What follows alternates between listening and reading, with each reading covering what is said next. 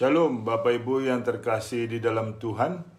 Salam sejahtera, salam sukacita, dan salam jumpa lagi.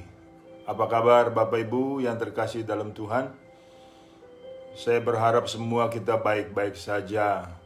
Bapak Ibu yang terkasih di dalam Tuhan, senang saya kembali boleh menyampaikan firman Tuhan yang merupakan kekuatan kita. Dan firman itu adalah kuasa dalam kekekalan. Bapak Ibu yang terkasih di dalam Tuhan, adapun tema di hari ini kita akan berbicara, lakukanlah semata untuk Tuhan.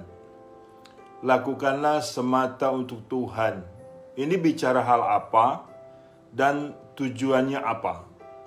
Sebelum saya lebih jauh berkhotbah, kita berdoa terlebih dahulu. Bapa Surgawi, Allah yang hidup, yang kami kenal di dalam nama Tuhan Yesus yang mulia. Kami mengucap syukur Tuhan atas perlindungan, penyertaan, pemeliharaan-Mu, sehingga kami sampai hari ini ada oleh karena anugerah-Mu.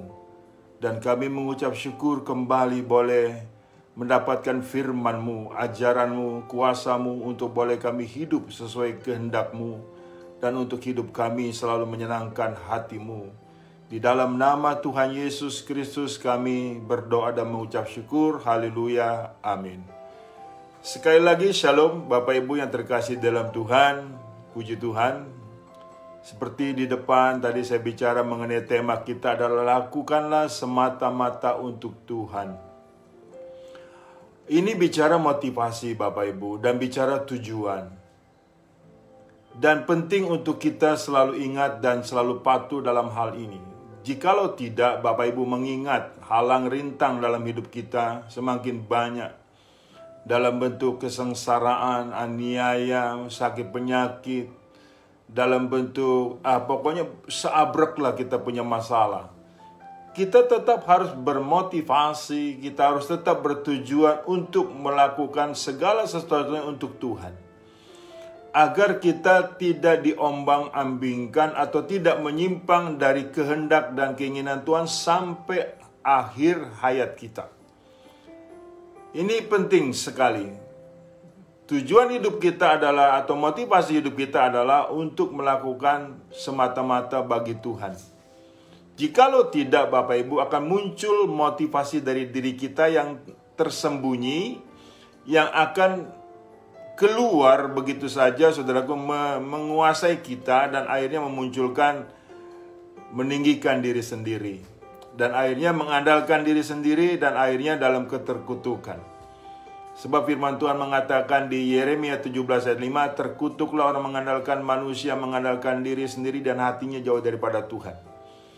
Ya, jikalau kita tidak bermotivasi lakukanlah semata untuk Tuhan, akan memunculkan nilai-nilai pamrih. Akan memunculkan nilai-nilai, saudaraku, nilai-nilai dalam diri kita itu sakit hati. Tatkala pamrih itu, saudaraku, tidak kita dapat. Iya kan? Banyak sekali, saudaraku, yang saya pelajari dari sakit hatinya seseorang itu karena pamrih. Iya kan? Dan lucunya sakit hati itu timbul oleh karena itu tadi, motivasinya adalah untuk dirinya. Dia melakukan sesuatu untuk dirinya, mengharapkan timbal balik. Tatkala timbal balik itu beda dari apa yang diharapkan, sakit hati. Dan lucunya juga lah, sakit hati ini muncul terhadap orang-orang yang dekat, yang seharusnya ada kasih sayang, yang seharusnya untuk saling mengampuni, saling menghargai. Tetapi tidak demikian. Saudara, kalau kita pelajari, munculnya sakit hati itu atas orang-orang terdekat kita. Iya kan, bukan orang yang jauh, saudaraku. Bukan orang yang jauh. Dari orang-orang terdekat. Contoh, antara suami dengan istri, antara anak dan orang tua, antara bos dan karyawan. Nah, karena apa? Karena motivasinya pamrih, bukan semata untuk Tuhan. Nah, dalam hal ini Bapak Ibu, tatkala tidak bisa kita tanggulangi, ini akan merembet kemana-mana. Karena kita sudah bersifat, saudaraku, pamrih. tahu hubungan dengan orang dekat, tahu hubungan dengan orang jauh, akhirnya munculnya saudaraku sakit hati. Kalau sudah muncul sakit hati, sudah kacau Bapak Ibu. dan akhirnya kita bisa terhilang. Bapak Ibu yang terkasih dalam Tuhan, kita bicara hubungan dengan orang-orang terdekat terlebih dahulu. Sehingga kondisinya, motivasinya hanya semata-mata untuk Tuhan. Yang pertama, hubungan suami istri dan sebaliknya. Bagaimana saudaraku realita atau korelasi hubungan suami istri ini? Sering saya ditanya, Pak, bagaimana menciptakan kondisi untuk rumah tangga yang berbahagia? Iya kan, karena saudaraku, kondisi-kondisi rumah tangga yang berbahagia banyak advice, banyak nasihat dari orang-orang dunia. Ada yang mencari kejantanan, ada yang mencari kecantikan. Akhirnya terjadi kehancuran. Nah, kembali kepada tema kita, lakukanlah semata untuk Tuhan. Kita lihat di Kolose 3. Kolose 3 ayat 18, 19, dan saya melompat ke 23. Kolose 3 ayat 18, 19. Hai istri, tunduklah kepada suamimu sebagaimana seharusnya di dalam Tuhan. Hai suami, kasihilah istrimu dan janganlah berlaku kasar terhadap dia. Apapun juga yang kamu perbuat, perbuatlah dengan segenap hatimu seperti untuk Tuhan dan bukan untuk manusia. Nah ini saudaraku, dasar atau landasan hubungan suami istri itu untuk Tuhan. Ini bicara apa Bapak Ibu? Ini bicara ibadah. Bicara ibadah, bicara hubungan kita vertikal dan bicara hubungan kita horizontal. Itu bicara salib. Tatkala hubungan suami istri bukan semata untuk Tuhan, pasti akan kacau, pasti akan kacau. Makanya banyak keluhan dari sang istri yang konseling kepada saya, Pak Pendeta, suami saya tidak seperti yang saya harapkan. Saya sudah berbuat baik, saya sudah melayani dia dengan baik, tapi apa balasannya? Dia mengkhianati saya, dia mengecewakan saya, dan akhirnya sakit hati, dan bisa menuntut penceraian. Begitu pula terhadap suami yang berkeluh kesah terhadap istrinya. Dia begitu sudah luar biasa banting tulang kerja, ya kan, untuk keluarga, sementara istri foya-foya, sementara istri saudaraku tidak melayani dengan baik, dan muncul sakit hati, dan dianggapnya bahwa perkawinan itu tidak cocok. Kan jadi kacau Bapak Ibu. Nah, kembali kepada firman Tuhan, lakukanlah semata-mata untuk Tuhan. Istri itu kalau belum bisa tunduknya kepada Tuhan, dia pasti tidak pernah bisa tunduk kepada suaminya. Tunduk di sini artinya melayani. Ya kan? Artinya itu bersedia menolong, bersedia melayani sang suami. Nah, ini ditujukan dulu kepada Tuhan. Tatkala istri motivasinya bukan untuk Tuhan, bukan tunduk kepada Tuhan, akan jadi kacau. Dan dia merasa minta perhatian yang begitu tinggi, padahal suami mungkin sibuk. Yang dia begitu berharap atas suaminya bagaimana terhadap dirinya, akhirnya kecewa berat Bapak Ibu, dan memunculkan sakit hati, dan bisa memunculkan penceraian. Ini banyak terjadi atas rumah tangga ya. Kalau engkau mau berbahagia, sang istri harus tunduk lebih dulu kepada Tuhan. Belajarlah engkau beribadah kepada Tuhan. Tundukkanlah dirimu, hormat kepada Tuhan. Ya, mengasihi Tuhanmu, melayani Tuhanmu dengan baik. Jadilah pelayan yang baik dalam rumah tanggamu, dalam hidupmu.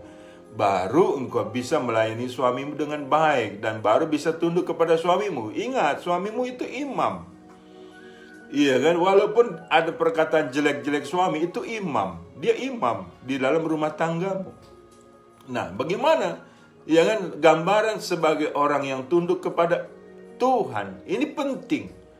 Jadi saudaraku, semua kondisinya lakukanlah semata-mata untuk Tuhan. Agar motivasi kita saudaraku tidak menyimpang ke kiri maupun ke kanan.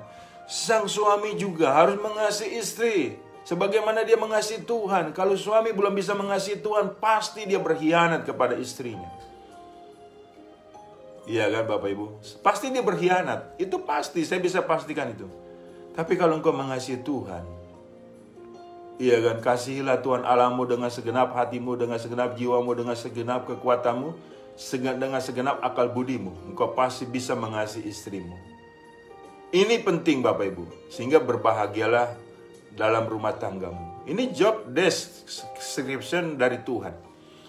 Jadi setiap kita harus menyadari, ya kan, motivasi itu seperti marka jalan Bapak Ibu, yang menuntun kita supaya jalan kita tidak crash, tidak benturan kiri kanan, tetap bertujuan jelas, dan bertujuan apalagi ini untuk menyenangkan Tuhan.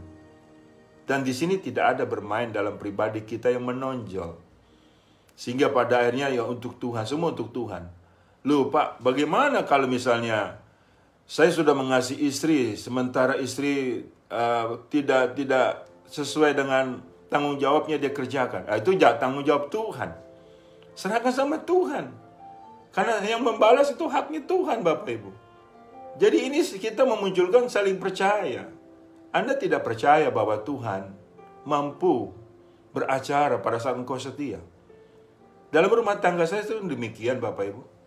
Iya kan? Kalau saya mengasihi istri. Kemanapun saya pergi saya mengasihi istri. Saya pergi kalau berkhotbah kemana-mana sendirian Bapak Ibu. Apa tidak ada gangguan? Ada. Tetapi saya mengasihi istri seperti saya mengasihi Tuhan. Saya mengasihi Tuhan seperti saya mengasihi istri saya. Apalagi Tuhan selalu berada dalam hidup saya. Lepas daripada dia tidak memuaskan pribadi saya, lepas balasannya tidak setimpal, tidak mengapa. Iya kan saudaraku, tidak mengapa, karena Tuhan yang membalas. Itu diserahkan semua sama Tuhan. Jadi tujuan kita jelas. Ya, puji Tuhan. Istri saya juga paham ketundukan kepada suaminya. Sejelek-jelek suami, sebodoh-bodoh suami, dia imam dalam rumah tangga. Tuhan selalu bicara kepada rumah tangga yang ada itu melalui imam. Yang saya dapati di Alkitab, yang bicara sama istri itu, istri orang itu adalah iblis di Taman Firdaus. Kalau Tuhan Bapak Ibu bicara sama imam, dia ingin katakan apa terhadap rumah tangga seseorang kepada imam. Waktu Adam Hawa jatuh dalam dosa, yang dicari imamnya, Adamnya bukan Hawanya, saudara. Jadi jelas, motivasi tujuan kita adalah semata-mata untuk Tuhan itu sampai akhir hidup kita. Jadi kita memiliki ketenangan, memiliki kesukacitaan dari Tuhan. Ada amin Bapak Ibu. Sehingga rumah tanggamu ada kemesraan dan ada kesepadanan. Dia kan bukan mencari kecocokan, tapi mencari kesepadanan. Sampai kapanpun suami dan istri tidak pernah ada cocok. Karena suami laki-laki, istri perempuan. Nggak ada kecocokan, saudaraku. Jadi salah kalau dalam rumah tangga mencari kecocokan. Dan kalau Anda mau mempunyai rumah tangga yang berbahagia, Kolose 3 ayat 18, 19, dan 23. Peranmu, ya kan, jobmu sudah di situ. Jangan paksa orang lain. Misalnya begini, Pak Pendeta, bagaimana kalau suami saya belum mengasihi saya? Apakah saya perlu tunduk? Jangan engkau membangun argumentasi untuk melawan firman Tuhan. Tetap tunduk. Kalau suami saya tempeleng saya, tetap tunduk. Karena urusan suamimu, urusan Tuhan. Ada amin? Sebab banyak terjadi Bapak Ibu, seorang istri terus ditempeleng sama suaminya. Apalagi konyolnya pada saat pulang gereja ditempeleng, dipukulin. Dia tetap tunduk kepada suami, malah mendoakan sang suami. Walaupun itu lama, 5 tahun adanya, suaminya akhirnya bertobat. Dan benar-benar atau sungguh-sungguh bertobat. Kan satu jiwa bertobat, sisi sorga bersorak-sorai. Firman Tuhan tidak pernah salah kalau engkau setia. Dan dia akan membela apa yang engkau setia di dalamnya. Lakukanlah semata-mata untuk Tuhan. Yang kedua saudaraku. Yang kedua, hubungan orang tua dengan anaknya dan sebaliknya. Kolose 3 20-21 dan 23. 23 selalu saya sertakan ayat ini. Hai anak-anak, taatilah orang tuamu dalam segala hal, karena itulah yang indah di dalam Tuhan. Hai bapak-bapak, janganlah sakiti hati anakmu, supaya jangan tawar hatinya. Ada apapun juga yang kamu perbuat, perbuatlah dengan segenap hatimu seperti untuk Tuhan dan bukan untuk manusia. Nah, ini hubungan antar anak dengan orang tua, antara orang tua dengan anak. Tidak sedikit Bapak Ibu anak sakit hati dengan orang tua, anak tawar hati dengan orang tua karena orang tuanya menghajar dengan keras. Iya kan? Menyakiti hati anak-anaknya. Dan tidak sedikit juga orang tua sakit hati dengan anak-anaknya. Saya kalau ke panti jompo Bapak Ibu, seringkali mendengar keluhan seorang opa yang merasa dibuang dengan anaknya. Seorang oma yang dibuang sama anaknya. Iya kan, dia bilang, saya sudah membesarkan anak-anak saya Pak Pendeta. Kenapa saya dibuang ke tempat ini, tidak dirawat dengan baik? Kalau kondisi sakit hati ini dibiarkan dan kemudian opa atau oma itu mati, bukankah itu celaka Bapak Ibu? Kondisinya karena mati dalam sakit hati. Kemudian saya menghibur firman Tuhan dengan hal ini. Oma atau opa, opa membesarkan anak-anak, itu untuk Tuhan, itu saja.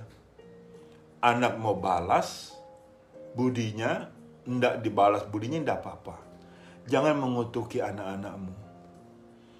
Yang akhirnya opa oma ini, saudaraku, menangis. Betul juga ya Pak Pendeta. Ya, demikian pula saya Bapak Ibu. Saya membesarkan anak-anak untuk Tuhan. Saya nggak mau hidup saya itu bergantung kepada anak saya. Nggak boleh. Bergantung hanya kepada Tuhan. Karena terkutuklah orang mengandalkan manusia, mengandalkan diri sendiri dan hatinya jauh daripada Tuhan. Tidak sedikit para orang tua sakit hati dengan anak-anaknya. Merasa dibuang, merasa dikhianati, merasa anak-anak tidak berakal budi.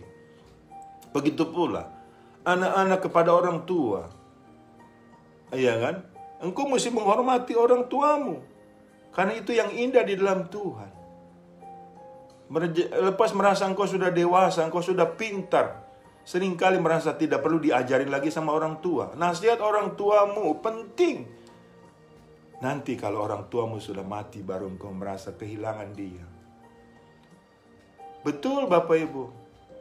Sekecil apapun nasihat orang tua, itu bicara nasihat dari Tuhan. Semata-mata untuk Tuhan, kita terima itu dengan baik. Kalau engkau kurang ajar dengan orang tuamu, bohong besar kalau engkau setia dengan Tuhan. Itu bohong. Bohong besar itu. Dengan orang tuamu yang kau lihat saja engkau kurang ajar, bagaimana kau bisa menyintai Tuhan Yesus yang kau tidak lihat? Banyak terjadi ini Bapak Ibu. Banyak laporan-laporan orang tua terhadap kurang ajar anak kita terhadap saya. Di gereja jadi WL. Di gereja jadi singer. Di gereja jadi pelayan, jadi usher. Tetapi sama orang tuanya kurang ajar. Kalau dinasehati melawan. Bagaimana lo bisa melayani Tuhan? Iya dong. Jadi jelas, lakukanlah semata-mata untuk Tuhan.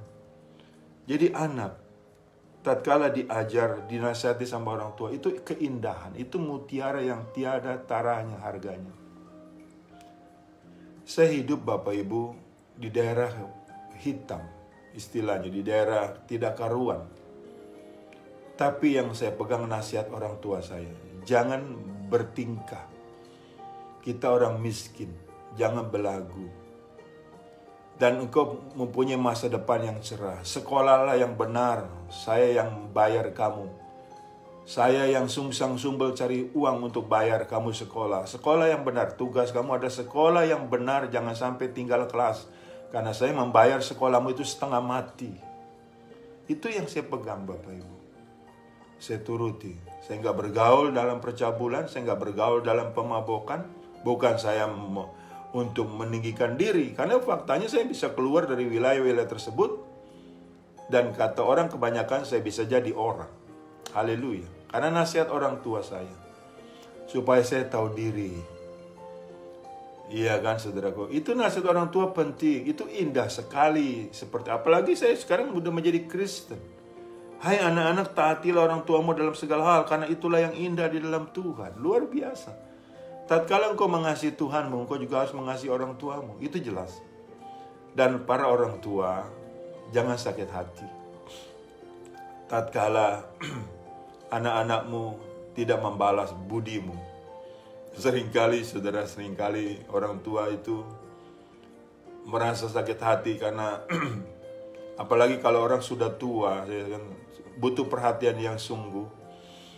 Dia tuntut anaknya ini ono, akhirnya anaknya memang mungkin kesibukannya tidak bisa memenuhi seluruhnya, sudah nyap-nyap, sudah maki, sudah apalagi mengutuk tidak boleh.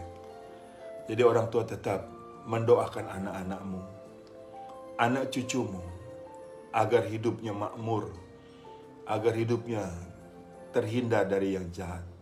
Amin. Jikalau semua untuk kondisi Tuhan, niscaya hatimu tetap damai dan sejahtera. Ada amin Bapak Ibu. Yang terakhir, yang ketiga. Yang ketiga, saudaraku, hubungan bawahan dengan atasan dan sebaliknya. Kolose 3:22-23. Hai hamba-hamba, taatilah Tuhanmu yang di dunia ini dalam segala hal. Jangan hanya di hadapan mereka saja untuk menyenangkan mereka, melainkan dengan tulus hati karena takut akan Tuhan. Apapun juga yang kamu perbuat, perbuatlah dengan segenap hatimu seperti untuk Tuhan dan bukan untuk manusia. Hai hamba-hamba, taatilah Tuhanmu. Ini bicara soal nilai hamba, tegak lurus hamba dengan Tuhan. Seorang hamba harus bersikap taat kepada Tuhannya. Ini penting, apalagi kalau bicara hamba Tuhan. Kita ini hamba Tuhan. Harus taat kepada Tuhan kita. Jangan ngajarin, jangan kurang ajar, jangan ngelunjak. Ini kita bisa bawa dalam dunia kerja kita. Sebagai bawahan, kita harus taat kepada atasan kita. Lepas atasan kita itu zolim ataupun tidak adil, itu terserah Tuhan. Yang penting kita di sini mempraktekkan firman Tuhan semata-mata untuk Tuhan, motivasi kita untuk Tuhan. Sebab Bapak Ibu, kondisi-kondisi apabila kita melakukan kehendak Tuhan, Tuhan yang bela kita, saudaraku. Tuhan yang bela kita. Tapi bagaimana Pak, atasan saya tidak adil. Orang yang baru kerja gajinya lebih besar dari saya. Saudara, ingat perumpamaan yang Yesus buat. Seorang pekerja masuk dari jam 8 pagi sampai jam 5 sore, 1 dinar. Masuk dari jam 3 sampai jam 5, 1 dinar. Masuk jam 4 sampai jam 5, 1 dinar. Itu hak Tuhan. Yang penting di sini kita dapat kerja. Dipekerjakan, itu sudah bersyukur. Nah itulah kembali. Motivasi, tujuan hidup kita adalah untuk Tuhan. Sebagai penuntun. Sehingga tidak memunculkan nilai dosa. Tidak memunculkan nilai akar pahit. Kalau engkau dibela Tuhan, bukan tidak mungkin. Yang akan engkau mendapat pekerjaan yang lebih baik. Dan atasanmu akan lebih baik. Ini sebuah proses. Ini sebuah proses Bapak Ibu. Jadi saudaraku, tatkala kita lakukan semata untuk Tuhan, berarti sepenuhnya kita percaya datang yang terbaik, menghasilkan yang terbaik bagi setiap kita. Dan lagi-lagi motivasi kita adalah untuk Tuhan. Begitu pula dalam hal kita diberkati Tuhan. Iya kan? Itu motivasinya untuk Tuhan. Tidak sedikit orang Kristen yang awalnya miskin, begitu diberkati, motivasinya udah menyimpang, belagu, sombong, berkhianat terhadap keluarga. Nah itu kan jadi begitu. Iblis Bapak Ibu tidak tinggal diam. Dia seperti singa yang mengaum. 1 Petrus 5 ayat 8. Jadi kita harus tetap tegak lurus. Motivasi kita untuk Tuhan. Mempermuliakan Tuhan. Begitu pula nilai-nilai sebagai atasan. Iya kan? Nilai-nilai sebagai atasan juga harus menghormati hamba-hambamu. Jangan ini jadi bos, pelit. Jadi bos itu tangan besi. Iya kan? Apalagi kau Kristen. Kita Kristen, nggak boleh. Kita menghormati bawahan kita sebagaimana kita menghormati untuk Tuhan. Iya kan? Malah atas bawahan kita inilah kita bantu. Kita perhatikan dengan baik. Jadi semua kalau semata-mata untuk Tuhan Bapak Ibu, itu indah pada waktunya. Allah turut bekerja mendatangkan kebaikan bagi orang-orang yang mengasihi Dia. Puji Tuhan. Setiap kita harus percaya dalam hal ini. Saudara, tujuan kita kembali dimurnikan. Semata-mata adalah untuk Tuhan. Bukan untuk kondisi-kondisi bagi diri kita dan bagi kondisi kedagingan kita. Supaya kita tetap berjalan di dalam jalan Tuhan kita Yesus Kristus. Kata Yesus, akulah jalan dan kebenaran dan hidup. Tidak ada seorang pun yang datang kepada Bapa tanpa melalui aku. Kemudian saudaraku, ada 2 pasal sebagai ayat penutup. Kolose 3 ayat 24-25. Kamu tahu bahwa dari Tuhanlah kamu akan menerima bagian yang ditentukan bagimu sebagai upah. Kristus adalah Tuhan dan kamu hambanya. Barang siapa berbuat kesalahan, ia akan menanggung kesalahannya itu karena Tuhan tidak memandang orang. Pengikat kita Kristus. Di dalam Kristuslah semuanya jelas. Iya kan? Dan dia tidak pandang bulu. Dia memberi upah, dia memberi hukuman. Karena Tuhan tidak memandang orang. Indah sekali, ada jaminan saudaraku di sini. Jadi kalau saya ditanya, Pak, saya sudah sekian lama Pak. Iya kan? Tujuan saya adalah motivasi untuk Tuhan. Tapi lama-lama mana tahan Pak, saya mendapatkan ketidakadilan. Ini proses. Sampai kapan? Sampai akhir hidupmu. Jadi jangan sampai motivasimu itu kemudian meledak. Ataupun menyimpang tujuanmu. Gak boleh. Sampai mati. Ketaatan, ketundukan kepada apa yang Tuhan inginkan. Itu harus jelas. Harus sampai akhir. Tidak usah berdalih Bapak Ibu. Itulah nilai penganiayaan sebetulnya. Nilai-nilai kesetiaan sebetulnya yang kita terima. Memang orang-orang dunia nggak terima dan mengatakan bodoh sekali kalau demikian. Biarkan saja dibicara, nanti kita lihat hasil akhirnya. Amin Bapak Ibu. Ya, jadi jelas motivasi melakukan semata-mata untuk Tuhan adalah penuntun jalan kita. Iya kan, tatkala ada ketidakadilan diberikan kepada kita, entah oleh siapapun, tapi kita tidak sakit hati. Damai Kristus selalu ada dalam diri kita. Dan pada akhirnya saya tutup dengan firman Tuhan ini. Saudaraku, di dalam Roma pasal 14 ayat 7-12. Sebab tidak ada seorang pun di antara kita yang hidup untuk dirinya sendiri, dan tidak ada seorang pun yang mati untuk dirinya sendiri. Sebab jika kita hidup untuk Tuhan. Jikalau kita mati untuk Tuhan. Jadi baik, hidup atau mati kita adalah milik Tuhan. Sebab untuk itulah Kristus telah mati dan hidup kembali, supaya ia menjadi Tuhan, baik atas orang-orang mati maupun atas orang-orang hidup. Tetapi mengapakah engkau menghakimi saudaramu? Atau mengapakah engkau menghina saudaramu?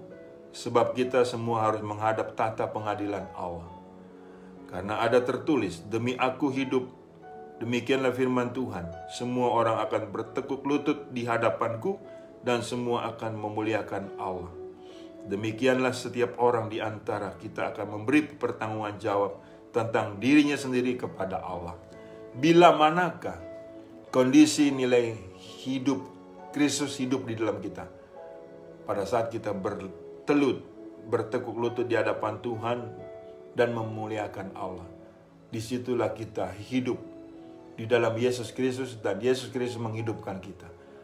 Haleluya, puji Tuhan. Ini nilai-nilai saudaraku yang sangat indah dalam hidup kita.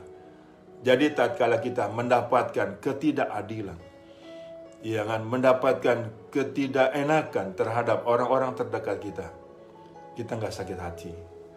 Karena semata-mata itu kita punya job yang kita sedang jalankan. Memang ada tantangan, saudara, ada rintangan, tidak apa-apa.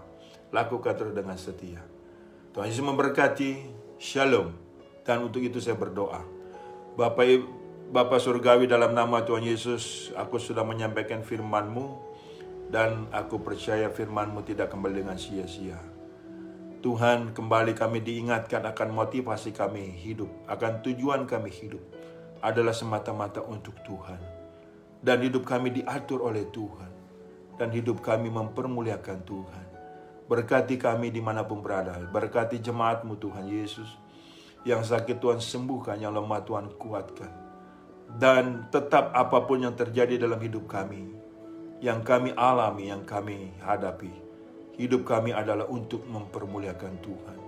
Sampai tujuan akhir di dalam hidup ini, dan kami pulang ke surga. Dalam nama Yesus, aku sudah berdoa mengucap syukur. Haleluya. Amin. Bapak Ibu yang terkasih dalam Tuhan, terimalah berkat dari Allah Bapa, di dalam cinta kasih Tuhan kita Yesus Kristus, dan di dalam persekutuan dengan Roh Kudus-Nya, yang selalu menyertai kita mulai dari saat ini sampai Maranatha. Tuhan Yesus datang kedua kalinya menyebut kita dalam kemuliaannya, dan kita pun layak menerima kemuliaan Tuhan dari kekal sampai kekal. Shalom, Tuhan Yesus memberkati. Haleluya.